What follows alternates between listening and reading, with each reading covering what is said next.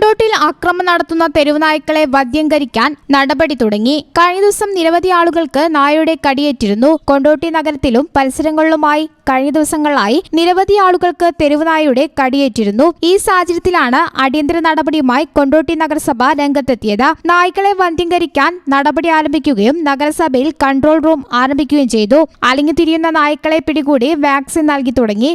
ഞായറാഴ്ച വൈകുന്നേരം വരെ 45 നായ്ക്കൾക്ക് വാക്സിൻ നൽകിയിരുന്നു. വെറ്റിനറി സർജനും പ്രത്യേക പരിശീലനം നേടിയ താലൂക്ക് ദുരന്ത നിവാരണ സേനാംഗങ്ങളും ഉൾപ്പെട്ട പ്രത്യേക സ്ക്വാഡാണ് നായ്ക്കളെ പിടികൂടാൻ രംഗത്തിറങ്ങിയത്. നീറാട്, വട്ടപ്പറമ്പ്, മുണ്ടപ്പലം, കുറുപ്പത്ത, കാളോത്ത് തുടങ്ങിയ ഭാഗങ്ങളിലാണ് പരിശോധന നടത്തിയത്. നഗരസഭാ അധ്യക്ഷ നിത ഷഹീർ, വൈസ് ചെയർമാൻ അഷ്റഫ് മടാൻ, സ്ഥിരസമിതി അധ്യക്ഷയായ M Moideen Ali, K P Firoz, Ramla, Kodavandi തുടങ്ങിയവരുടെ നേതൃത്വത്തിൽ നഗരസഭയിൽ അടിയന്തര യോഗവും ചേർന്നു. നായശല്യവുമായി ബന്ധപ്പെട്ട വിവരങ്ങൾ കൺട്രോൾ റൂമിൽ അറിയിക്കണമെന്ന് നഗരസഭാ അധികൃതർ അറിയിച്ചു. കൊണ്ടോട്ടി നഗരഭാഗത്ത് 13 പേർക്ക് നായ്ക്കളുടെ കടിയേറ്റിരുന്നു. നീറാട് ഭാഗത്ത് 3 പേർ തെരുവുനായ്ക്കളുടെ ആക്രമണത്തിനിരയായി. വിമാനത്താവള റോഡിൽ ബൈക്ക് യാത്രക്കാരു നേരെയും തെരുവുനായ ആക്രമണമുണ്ടായി.